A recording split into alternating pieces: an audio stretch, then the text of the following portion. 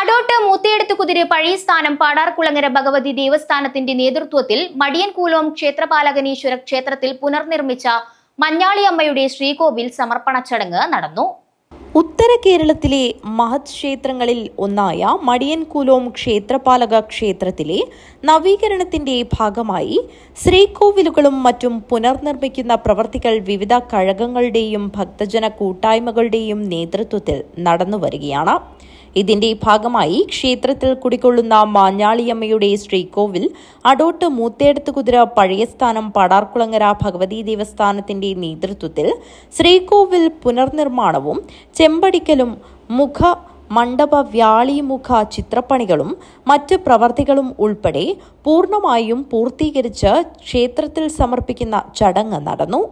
അടോട്ട് മൂത്തേടത്തുകുതിര പഴയ സ്ഥാനം പാടാർകുളങ്ങര ഭഗവതി ദേവസ്ഥാനം സ്ഥാനികരുടെ മഹനീയ സാന്നിധ്യത്തിൽ ദേവസ്ഥാന കമ്മിറ്റിയുടെ നേതൃത്വത്തിൽ നടന്ന ചടങ്ങിൽ മടിയൻകൂലോം നവീകരണ committee chairman K Venugopalan Nambiar അധ്യക്ഷത വഹിച്ചു. കളരത്രയമ്മ അതുപോലെ തന്നെ മടിയൻ ക്ഷേത്രപാലകേശ്വരൻ അതിൻ്റെ നവീകരണ പ്രവർത്തനങ്ങൾ ആരംഭിച്ചിട്ട് കുറച്ചു കാലമായി. ഏതായാലും പ്രവർത്തനങ്ങളൊക്കെ ഇപ്പോൾ വളരെ നല്ല രീതിയിൽ തന്നെ മുന്നോട്ട് പോയിക്കൊണ്ടിരിക്കുകയാണ്.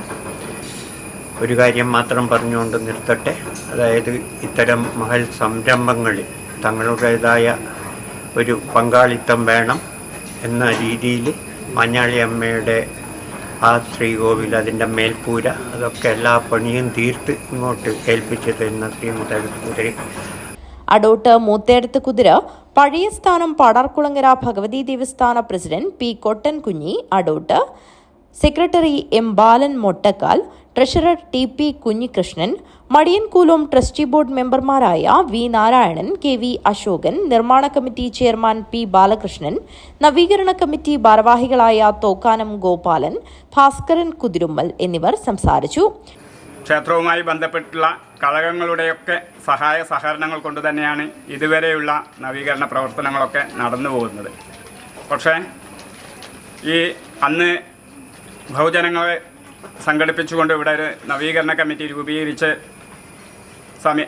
രൂപീകരിക്കുകയും ആ കമ്മിറ്റിയുടെ നേതൃത്വത്തിൽ ഒരു ആലോചന നടത്തുമ്പോൾ നമ്മുടെ മടിയൻകുലവുമായി ബന്ധപ്പെട്ടുള്ള എല്ലാ കഴകങ്ങളെയും ഒന്ന് പോയി കണ്ട് ഈ കാര്യങ്ങൾ സൂചിപ്പിക്കണം എന്ന് കമ്മിറ്റി തീരുമാനിച്ചതിൻ്റെ അടിസ്ഥാനത്തിൽ തന്നെ ആദ്യമായി നമ്മൾ പോയിട്ടുള്ളത് ഈ കളകവുമായി ഏറ്റെടുത്തിട്ടുള്ള രണ്ട് കളകങ്ങളായ കണച്ചംവീട്ടിലും അതുപോലെ തന്നെ ഈ നമ്മുടെ അടോട്ട് മൂത്തേടത്ത് ശ്രീ പാടാർകുളങ്ങര ഭഗവതി സ്ഥാനം.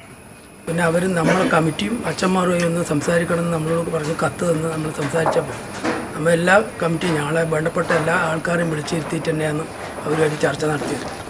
എല്ലാ ചർച്ചയിലും നല്ല വിജയത്തിന് നല്ല ഒരു അഭിപ്രായം തന്നെയാണ് ഉണ്ടായത്.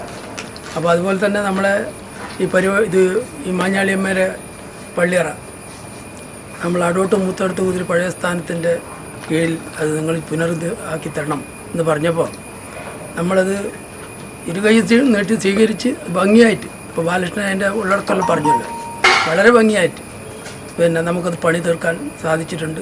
ചടങ്ങിൽ വെച്ച് ശ്രീകോവിലിന്റെ ചെമ്പടിക്കൽ പ്രവർത്തികൾ നടത്തിയ അശോകൻ കാഞ്ഞങ്ങാട് സൗത്തിനെയും മുഖമണ്ഡപ വ്യാളിമുഖ ചിത്രപ്പണികൾ ചെയ്ത മധു തൈക്കടപ്പുറത്തെയും ക്ഷേത്രസ്ഥാനികർ പൊന്നാടിയണിയിച്ച് ആദരിച്ചു. ചടങ്ങിൽ വിവിധ കഴക പ്രതിനിധികളും നാട്ടുകാരും മറ്റ് ഭക്തജനങ്ങളും സംബന്ധിച്ചു. News bureau, Kanhangad.